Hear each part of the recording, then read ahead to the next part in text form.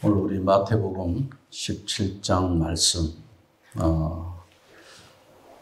예수님이 가는 곳곳마다 특별한 사건들 속에는 하나님의 영광이라는 단어가 반드시 빠지지 않고 나옵니다.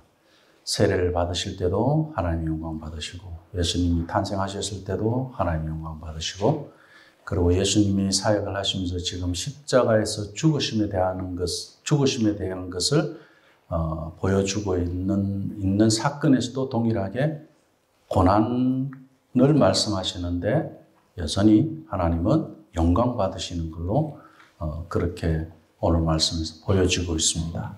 우리가 영광이라는 그 포커스를 가지고 우리 지금 이제 크리스마스 시즌에 하나님의 영광이라는 것이 과연 무엇인지 한번 함께 나누어 봤으면 합니다. 오늘 말씀 전후 맥락을 우리가 한번 보면 예수님께서 제자들을 아주 심하게 훈련시킵니다. 요즘으로 하면 우리가 리트릿 같은 겁니다. 수련회를 하는데 제자들을 데리고 좀 특별한 지역으로 갔어요. 빌립보 가이사라 지방입니다. 이곳은 굉장히 발달된 도시, 갈릴리, 나사렛, 그리고 예수님 태어났던 베들레헴과는 전혀 다른 도시입니다. 향락의 도시고, 그리고 우리가 지금 그 시대 상황에서 그 주변 어디에도 빌립보 가이사라의 빌립보라고 하면 지금 토론토 정도 될 정도로 그렇게 특별한 도시입니다. 로마 황제에게 바쳐진 그러한 도시인데, 이 지역에 가서 우리 예수님께서 제자들과 많은 대화들을 합니다. 현장을 직접 이렇게 그 도시를 다니면서 또 이 나사렛 지방, 그 갈릴리 지방을 또 왔다 갔다 하면서 많은 대화들을 나누는 중에 예수님께서 뭐라고 말씀하시냐면, 네가 한번 나가봐라. 너희들이 나가서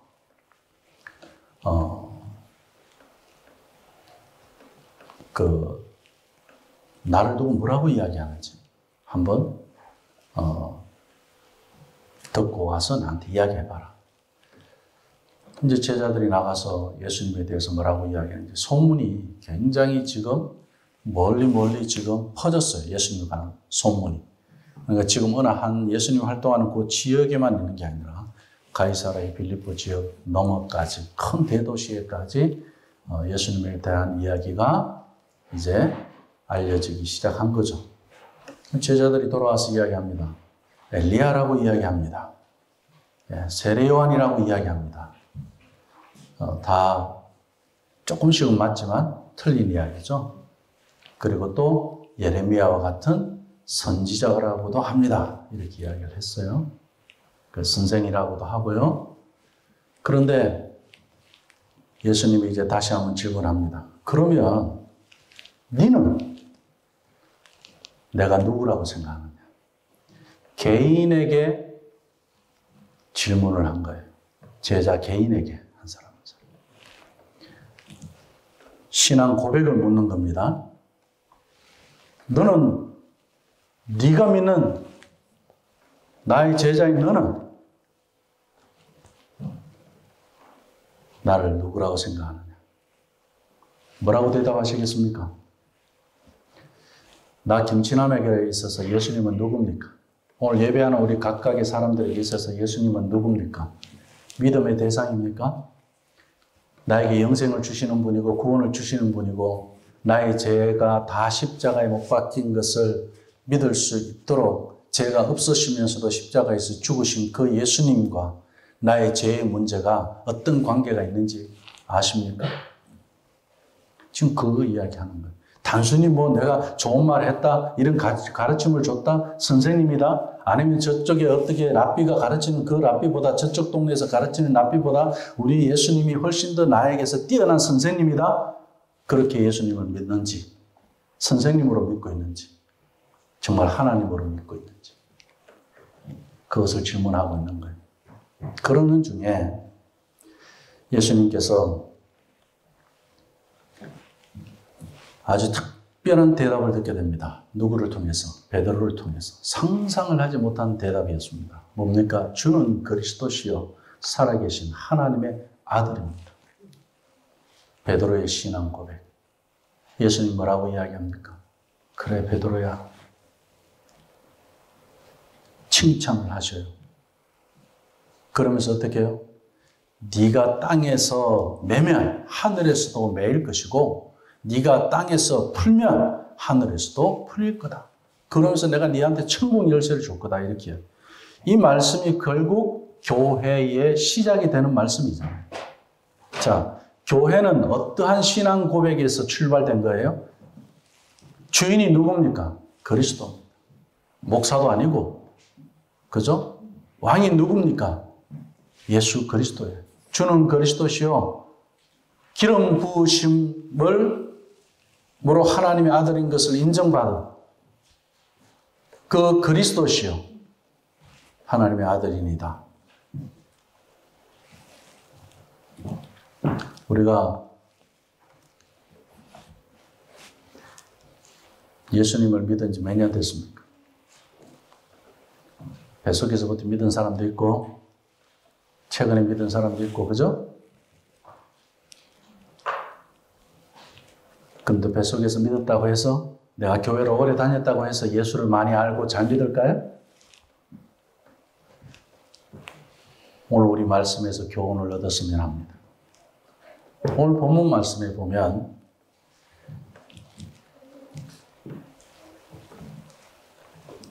여기에 지금 감람산 산상기도를 지금 예수님 오신 거예요. 베드로가 칭찬을 받았어요. 그리고 예수님은 산상기도 올 때 지금 제자들을 다 데리고 오신 게 아니고 세 사람만 데리고 오셨어요. 거기에 베드로가 빠지지 않았어요. 근데 지금 베드로가 기분 좋게 예수님 따라왔을까요? 기분이 그렇게 좋지 않은 데서 따라왔을까요? 칭찬받았으니까 천국의 열쇠를 내가 네한테 주겠다 그랬으니 베드로 지금 신나잖아요. 산상기도에 할만하잖아요. 그런데 오늘 말씀 17장 마태복음 17장 바로 앞부분에 보면 베드로가 지금 기분이 좋은 상황에서 올 수 있는 게 아닙니다. 자, 우리가 항상 믿음 생활을 할 때 잘 나갈 때 조심하라는 그런 말씀이 항상 있어요. 그죠? 자, 우리 예수님이 성령 충만하게 세례받고 성령 충만한 가운데서 광야의 시험으로 가신 것처럼 베드로가 지금 천국의 열쇠를 받은 것처럼 그렇게 칭찬받았는데 자기의 그런 신앙 고백 그 자체로 그런데 예수님이 시험하시는 거예요. 베드로를. 어떻게 해요? 내가 십자가에서 죽을 거다. 예수님 고난에 대한 십자가의 죽음에 대한 걸 첫 번째로 이야기합니다. 그러니까 그 죽음에 대해서 이 베드로가 주는 그리스도시요 살아계신 하나님의 아들이라는 이 신앙 고백에 대해서 예수님은 시험하는 거예요. 그래? 그럼 내가 십자가에서 죽어. 베드로가 뭐라고 이야기합니까? 말씀을 16장 뒷부분에 가서 보면 베드로가 예수님한테 항변을 했다. 예수님 절대 그러시면 안 됩니다. 그런 일은 있을 수가 없습니다. 이렇게 이야기하죠. 이렇게 예수 믿는 사람들 많습니다. 뭐죠? 내 죄가 십자가에서 죽었다는 사실 나 절대 못 믿어. 그럼 여전히 죄된 삶을 사는 사람들. 교회는 다니는데 여전히 죄는 지어. 죄 문제 해결 못했어. 베드로하고 똑같이 항변하는 거예요. 주는 그리스도시요 살아계신 하나님 아들이다. 찬양하고 뜨겁게 눈물 흘리고 기도했어요. 산상기도 다 했어. 그리고 교회 내가 수십 년 다녔어요. 그런데 뭐요? 나의 죄하고는 십자가와 아무 상관이 없는 거예요. 지금 예수님 그걸 지금 질문하는 거예요. 어제도 우리는 죄를 반복하다 오셨죠? 지난 주 중에도 죄를 반복하다 오셨죠? 속다가 오셨죠? 제가 요즘 설교할 때 자주 그런 이야기 하잖아요. 속다가 왔다고. 속다가 왔다고. 왜요?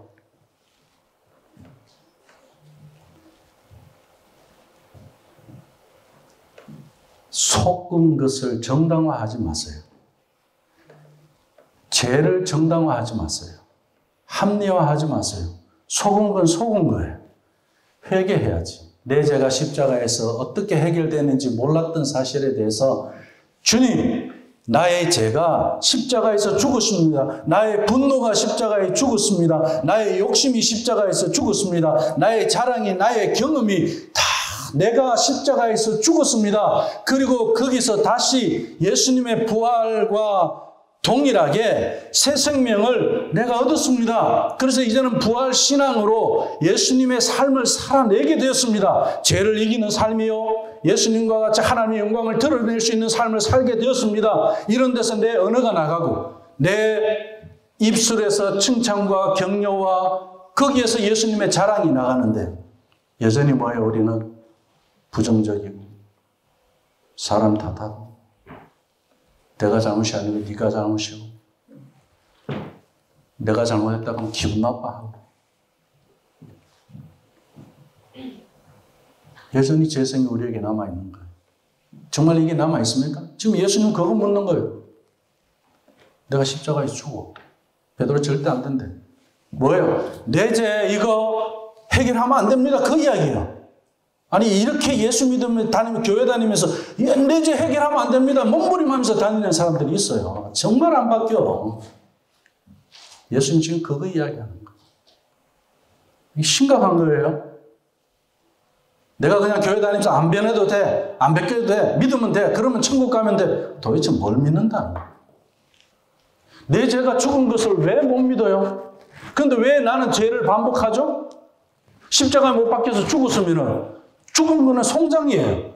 아무것도 할 수가 없어요. 그런데 왜 내 죄가 살아나서 여전히 나는 죄를 반복하죠? 십자가에서 못 박히신 예수님, 십자가에서 못 박혀서 내 죄의 문제를 해결하신 그 예수님을 믿느냐? 베드로에게 그걸 질문하는데 베드로는 절대 그러시면 안 된다는 이야기예요. 이 영적인 문제가 해결 안 된 거잖아요. 베드로가 지금 예수님 무슨 질문하는지 못 알아듣는 거예요. 그러니까 베드로가 그렇게 이야기하니 예수님 뭐라고 말씀하셨어요? 사탄은 내 뒤로 물러가라 그랬어요. 사탄은 우리를 이렇게 시험하고 날마다 우리를 속여요. 그래, 네 고집 그대로 있어. 십자가에 죽은 거 절대 아니야. 그래, 고집 부려도 돼. 그래, 사람 정죄해도 돼. 그래, 남 탓해도 돼.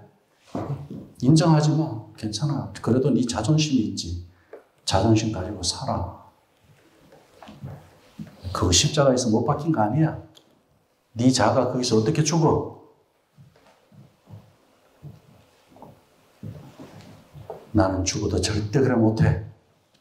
베드로가 지금 그 이야기야. 우리 교회 다니면서 그런 사람들 많이 보잖아요. 믿는다는 것이 정말 죄를 반복하고 회개하는 그런 삶으로 교회 와서 그렇게 죄 해결하고 오늘 예배하고 돌아갔으니 또 나 죄 문제 해결했어. 그러면서 한 주 동안 또 죄와 타협하다가 교회 오는 그게 신앙생활입니까? 그 사단에게 속는 거지. 십자가에서 내 죄가 못 박혀서 죽은 것을 믿으시기 바랍니다. 이거 해결하셔야 돼요. 죄 문제 해결해야지. 죄 문제는 생명의 문제를 해결한다는 이야기예요. 죄는 사망이라고 그랬어요. 사망에서 생명으로 옮겨지는 것은 주님의 십자가에서 내 자아가 죽지 아니하고는 생명으로 옮겨질 수 없는 겁니다. 그 배경을 가지고 그 맥락을 가지고 지금 예수님이 딱 세 제자만 데리고 예수님의 제자 3인방이죠. 베드로, 야고보, 요한 산상기도에 지금 가는 거예요. 오늘 말씀에는 산에 기도하러 갔다는 말씀이 안 나오죠. 그러나 다른 복음서 마가복음이나 누가복음에 보면 우리 예수님은 산에 기도하러 가셨다 그랬어요. 거기서 아주 놀라운 장면을 보는 거예요. 근데 기도하러 갔는데 한번 보세요. 제자들이 예수님과 같이 그렇게 열심히 기도합니까? 예수님이 뭐라고 이야기했죠? 너희들 여기서 기도하고 있으라 그랬어요. 그랬는데도 여전히 뭐예요? 사탄은 절대 기도하는 거 허락 안 합니다. 제가요, 우리 기도합시다. 목요일날 나와서 우리 제발 한 달에 한 번밖에 없는 거 그거 나와서 기도. 제가 그 사정 안 한다 그랬죠. 그거 믿음으로 해결해야지 그냥 제가 사정한다고 해결되는 건 절대 아닙니다. 그럼 저는 뭐예요? 하나님 앞에 기도하는 거예요. 하나님, 저들이 속지 않게 해달라고. 십자가에서 그 게으름과 그 잘못된 생각과 자기들의 그런 가치 속에서 기도를 무시하는 그런 모임을 무시하고 방해하는 그러한 것들에서 하나님 그게 다 십자가 못 박히게 해달라고 기도하는 것밖에 없어요. 목사가 할 수 있는 거 그것밖에 없어요. 왜요? 하나님이 하시는 거니까. 왜요? 오늘 말씀해 보세요. 우리 예수님도 가서 깨워서 기도시키면 됩니다. 근데 예수님 하셔요? 내비둬요. 예수님이 하시는 말은 기도하라 그걸로 끝이에요. 하든 안 하든 그다음 네 문제예요.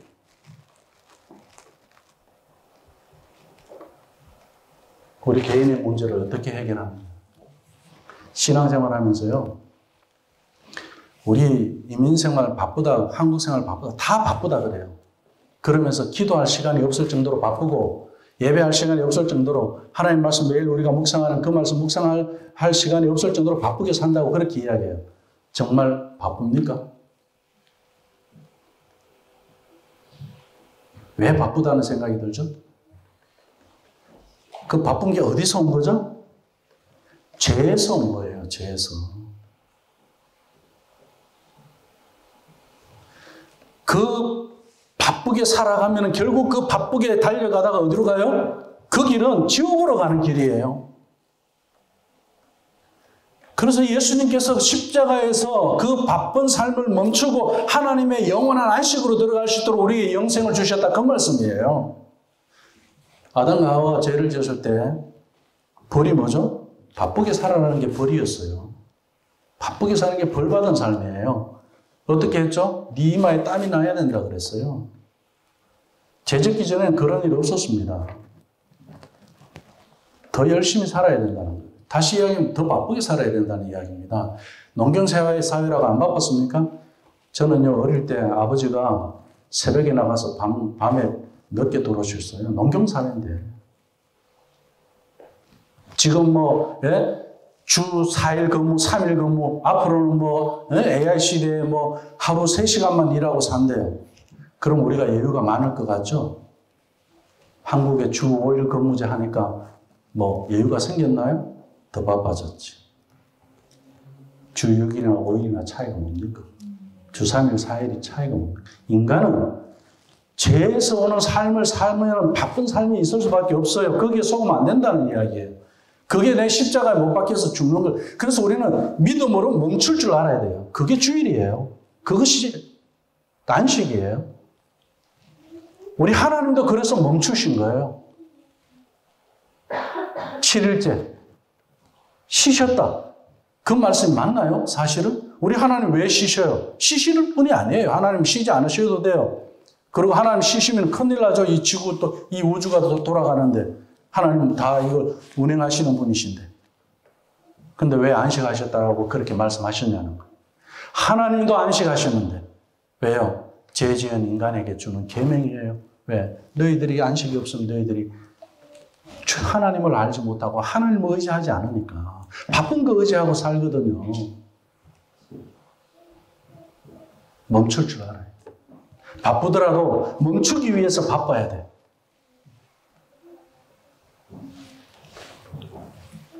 오늘 베드로가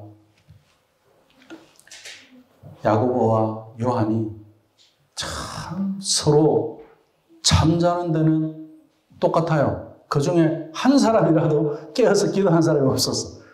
똑같이 잤어. 수면제 먹은 것처럼. 약속이 난 것처럼. 그런데 이것을 탓할 수도 있습니다. 제가 지금 말씀드린 것처럼 기도하라고 했는데 하지 못했다. 우리 인간적으로 생각하면. 그런데 우리 예수님이 그들을 두고 뭐라고 말씀하셨죠? 너희들 죄 때문에 그랬다고 이렇게 지적하지 않았어요. 저는 지금 설교할 때 우리 죄에 속지 말자고 깨우기 위해서 말씀드렸지만 우리 예수님 뭐라고 하십니까?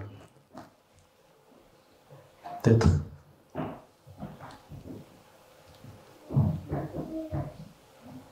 그들이 두려워하는데 우리 예수님 어떻게 해요? 일어나라고. 두려워하지 말라고.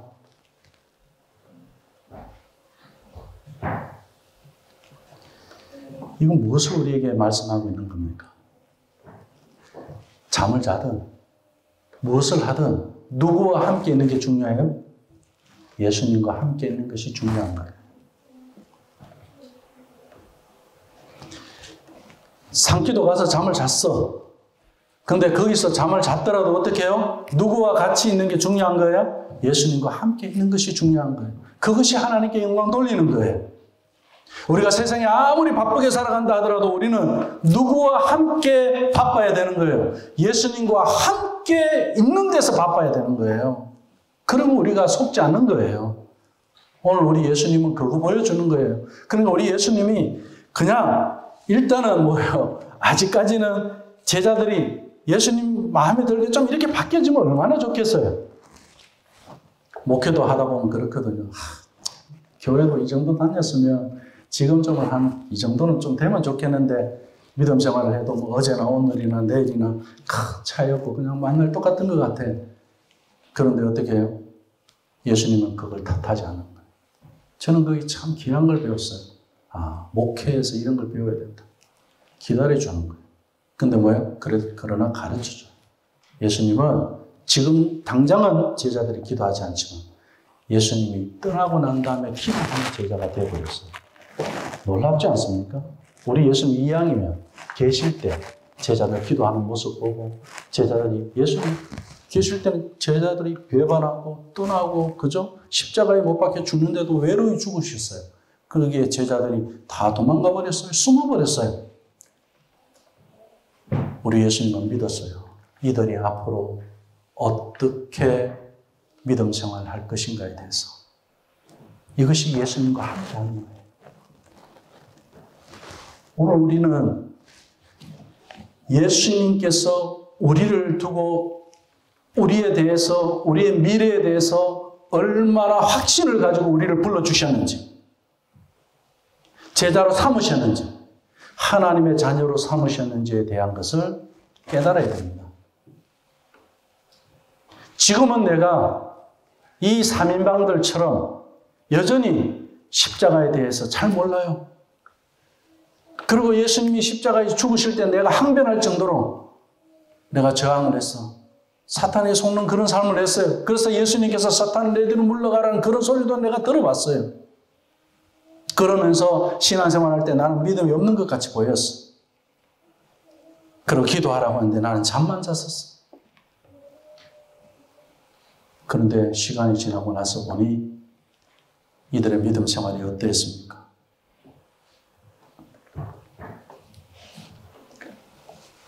베드로는 야고보는 요한은 얼마나 예수님이 떠난 이후에 신앙에 대해서 믿음에 대해서 초기 교회들을 순교의 현장에 있으면서까지도 예수님을 배반하지 않는 그런 제자들이 되고 야고보는 최초의 순교자가 되잖아요. 그리고 베드로는 십자가에서 거꾸로 매달려서 죽어요. 내 죄의 문제를 해결해 주신 예수님의 그 십자가에서 내가 똑바로 서서 내가 못 박혀서 죽는 것보다 나는 고난이 영광인 것을 이제야 알았다. 오늘 말씀이 그거예요. 왕으로 오신 예수님이 아니에요. 종으로 오신 예수님이 십자가에서 못 박혀서 죽으시는 그 고난의 예수를 말씀하고 있는 거예요. 모습은 영광의 모습 같죠. 변화산에서 엘리야도 나타났어요. 모세도 나타났어요. 제자들이 이걸 봤어요. 베드로는 이때다 하고 일을 저질러요. 초막셋을 짓겠으니 여기가 좋사옵니. 하늘의 영광이 있는 데서 그냥 살고 싶은 거예요. 하루를 살아도 여기서 살겠다는 거예요. 산 아래 저기로 가기 싫은 거예요. 근데 우리 예수님은 어떻게 해요? 산 아래 저 고난의 현장에 가야 된다는 이야기예요. 우리가 믿음 생활을 하면서요. 고난의 현장을 회피하고 우리가 헌신도 마찬가지예요. 왜 성경에서 마음을 다하고 뜻을 다하고 힘을 다하라 그랬겠어?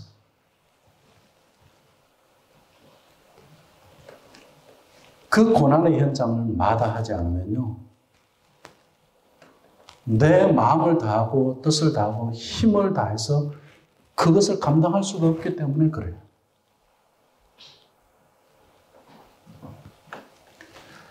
우리 예수님은 그것을 그대로 보여주시는 거예요. 우리 예촌에 믿음 생활하는 우리 아버지들이다. 리더로 섬기시는 우리 임직자들이다. 이걸 기억하셔야 돼요. 좋은 것만 쫓아가지 말자는 이야기예요. 지금 당장 영광을 보고 가지 말자는 이야기예요. 지금은 영광을 이야기하는 것은 뭐예요? 고난 중에 영광을 이야기해야 된다. 그걸 우리 예수님이 오늘 변화산에서 보여주는 거예요. 하늘이 열리고 하늘에서 여전히 이는 내 사랑하는 아들이요 내 기뻐하는 자라는 음성을 또 들려주셨어요. 제자들이 그걸 듣고 두려워하고 있는 상황이었어요. 지금 초막셋이 문제가 아니에요. 하늘에 그 하나님이 계시는 그 변화산, 그 산상은 예수님의 십자가에 못 박혀서 죽으시는 그 고난의 현장으로서 그 고난을 통해서 하나님의 영광을 드러낸다는 것을 보여주기 위해서 엘리야가 나타났고 모세가 나타난 거예요. 제자들은 그걸 몰랐어요. 우리가 몰랐을 때는 그렇게 몰랐다고 합시다. 제가 오늘 우리 말씀을 통해서 우리가 함께 이제 이 사실을 새롭게 알게 되고 깨달았다면 나에게 무엇이 필요하다고 생각하십니까?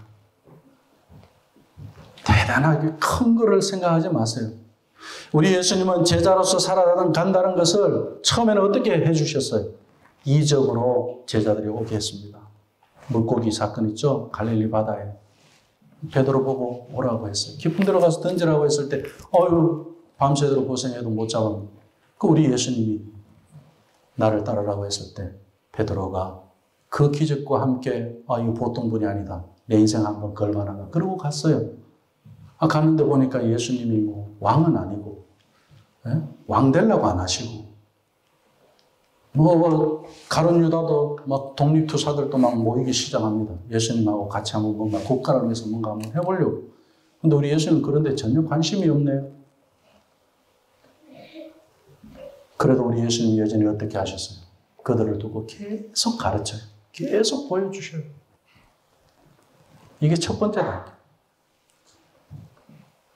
우리 믿음 생활이 그런 겁니다. 내가 지금 그런 과정에 있다고 하면 그렇다고 해서 여기서 끝나는 것으로 보지 말라는 이야기예요. 우리 예수님은 여전히 제자들을 향해서 어떻게 합니까? 오병이어 사건에서는 이제 너희가 먹을 것을 주라고 그래요. 그죠? 이제 내가 줄 수 있는 사람이 될 정도로 믿음 있는 사람이 된 거예요. 우리가 쓰임받기 위해서 부름받은 줄로 믿습니다. 제자라는 것은 우리 예수님의 일을 이제 감당할 사람으로 세워지는 거예요. 그냥 믿는 사람으로 끝나는 게 아니고 예수님이 하신 일을 이제는 내가 하게 되는 거예요. 오늘 이 말씀 뒤에 어떤 말씀이 나오죠? 오늘 이 본문 말씀 뒤에 어린아이가 귀신 들렸는데 그 귀신을 내쫓는 이야기가 나와요. 예수님 제자들을 내보냈어요. 그런데 정말 병든 자도 고치고 역사가 일어났어요. 그런데 이 아이 하나는 안 돼요. 귀신이 나가지를 않았어요. 그래서 예수님에게 데리고 온 거예요. 그래서 예수님이 귀신을 내쫓고 하는 이야기가 뭐예요? 내가 언제까지 너희들과 함께 있겠느냐? 그 말씀이에요. 자, 내가 언제까지 너희들과 함께 있겠느냐? 예수님과 함께 하는 것이 고난이라 할지라도 그것이 기적이고요. 그것이 하나님 앞에 영광이라는 거예요. 예수님과 함께 하는 것이 영광이다. 거기에 어떤 기사와 표적이 있고 그것만 좋은 것만 있는 데서 영광이 아니라 고난이 있는 그것이 하나님 앞에 영광이라는 것을 예수님이 지금 보여주고 있는 거예요. 우리 예천교회가 20주년이라고 해서 우리가 영광을 하나님 앞에 돌립니다. 이 20년 안에 십자가의 고난이 있었다면 그것은 영광입니다. 우리에게 좋은 일이 있었는 걸로 해서 하나님 앞에 영광 돌리는 게 아니에요. 앞으로도 마찬가지입니다. 내가 감당하지 못할 일들 하나님께서 하게 하시면 거기에 과연 우리가 아멘할 수 있느냐? 저도 마찬가지예요. 못해요. 근데 어떻게 하나님이 하게 하시는 일들이 있더라는 거죠. 저는 지금은 우리 예천교회가 처음 생겼을 때 그때가 요즘 생각이 굉장히 많이 듭니다. 왜냐? 저는 지금이 그때보다 믿음이 적은 것 같아요.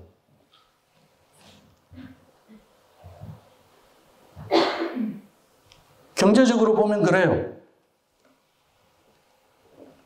그때가 더 어려웠어요. 근데 하나님의 의지를 언제 더 했죠? 저는 그때 더 의지를 했어요. 지금보다 저는 더 의지한 것 같아요.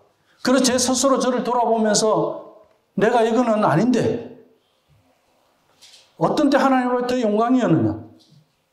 우리 교회에 그때 처음부터 계신 분들 다 아시지만 교회가 사실 교회가 제 생활비 책임져 주신 거 아니잖아요. 그죠? 그런데 교회가 시작됐는데 저보고 교회 하세요. 근데 나는 그때 어떻게 해요? 그런 계산 안 해봤어요. 우리 아이들이 먹고 사는데 한 달에 얼마가 들며 그리고 또 어떻게 교회가 그걸 어떻게 책임을 지고 그게 어떻게 문서화되어 있고 하나도 없었어요. 근데 그때 그런 생각 계산을 하지는 못. 지금은 제가 했을 것 같아요. 그래서 제가 지금 믿음이 더 없는 사람으로 보여진다는 그 이야기예요. 제 스스로도 그런 거예요. 과연 지금 그때의 그 상황을 가지고 오늘 나한테 우리 예천교회 목사님으로 모신다고 그랬을 때 지금은 제가 그것을 오케이 할 수 있겠느냐? 지금의 믿음은 아니었을 것 같아요. 이것을 우리가 은혜라고 이야기합니다. 사람이 하는 일이 아니더라. 왜 그때 하나님께서는 그 생각을 저한테 안 하도록 가르쳐주셨을까? 이게 은혜예요.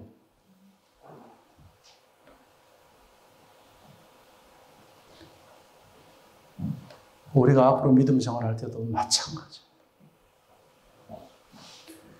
지금 제자들은 저 고난의 현장에서 하나님의 은혜를 더 많이 경험해야 되는 거예요. 저 광야의 현장에서 하나님의 은혜가 더 필요한 거예요. 그래서 하나님은, 우리 예수님은 제자들을 그 고난의 현장으로 변화산에만 있게 하시는 게 아니라 고난의 현장으로 보내시는 거예요. 지금 나에게 그런 고난의 현장이 있다. 지금 나에게 그런 아픔의 현장이 있다. 그런 갈등이 있고 고민이 있다. 그 모든 현장들은 하나님께서 나에게 은혜를 주시기 위해서 있는 현장이라는 사실을 기억하셔야 됩니다.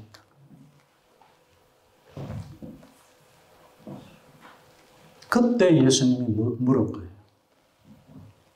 너는 나를 누구라 하느냐?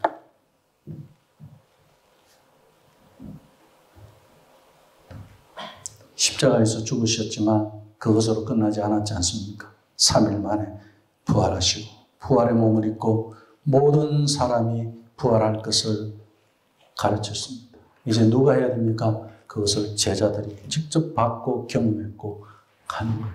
변화산 이야기도 합니다. 그때 우리 잠잤던 이야기도 합니다. 근데 어떻게 해요? 예수님과 함께 있었어요. 그것이 영광이었어. 우리가 어떤 영광을 바라보고 학교 다니죠? 어떤 영광을 바라보면서 우리가 돈을 열심히 벌죠? 어떤 영광을 누리려고요? 어떤 영광을 하나님께 돌리려고요? 다 내려놓으세요. 그냥 예수님과 함께 계시면 돼요.